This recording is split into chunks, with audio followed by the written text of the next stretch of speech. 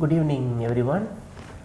So, I just wanted to showcase a patient who was flown in from London, a 77-year-old Mrs. Jaben, who had presented with repeated episodes of weakness of the left upper and lower limb, left leg and left hand, and this has been going on for the past 6 months. She used to recover after a brief episode, but then these episodes almost continued, maybe monthly once or twice, and she was on medications. She also had some disease in her heart, some fluctuations in the heart rhythm, and that also contributed to the illness. However, for the past 1 month, the weakness which had, it did not improve completely, especially in the leg, where she started to drag her left leg when she was walking, and she was investigated in London, and she was being diagnosed. There was a block in the blood vessel that was supplying the right side of the brain. That was an important blood vessel which contributes to almost 80% of the brain, which supplies the 80% of brain, and that was completely, almost near totally blocked. And they had exercised all the options.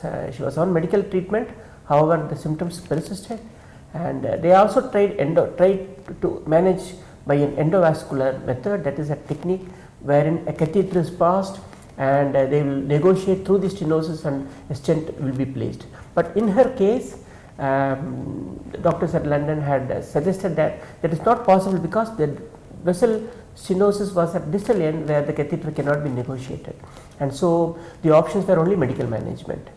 And however, she came here, and when we did the scans again, we found that the vessel was totally blocked when she came here, and she had weakness of the left hand and leg, more in the leg than in the hand, and also she was quite tired when she came. She was flown in from London, so she had a little bit of delirium because a new place, and we stabilized her.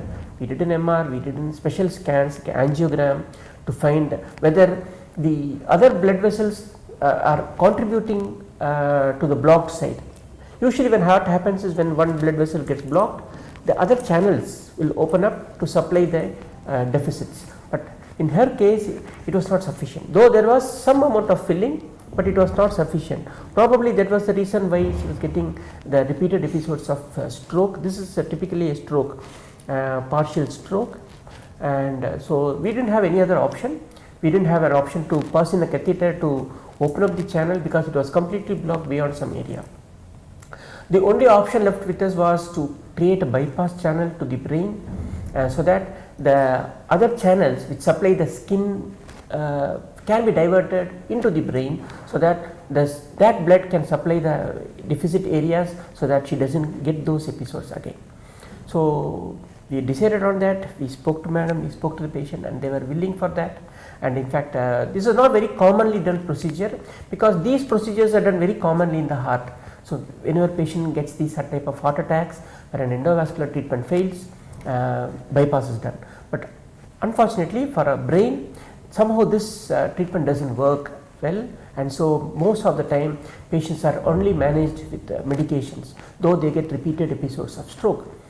Some studies were done in the past which showed that the bypass doesn't work. That's why it was done. That was a long time back, and when there was no sophisticated tests. But now we have very sophisticated tests to know whether bypass will work in a particular patient, and exactly what we did in her. We did a special scan called the MR perfusion, with challenging the brain by a medicine called Diamox, which will tell us whether the bypass will really help such patients with a block in the blood vessels. And the results turned out to be positive, and that's why we proceeded with the bypass.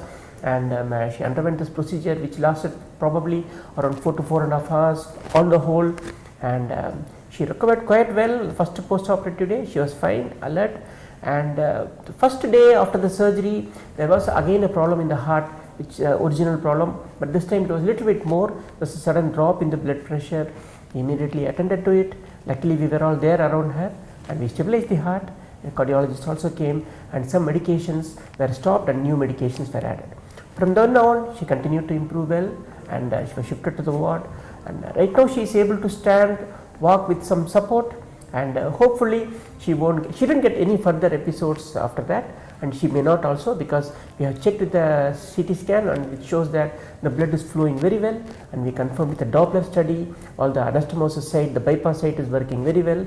Now the blood flow is very good for the brain, and hopefully she continue to recover, and whatever the weakness she has, and it is going to improve over the first next 2 to 3 months, and then on she may be independent.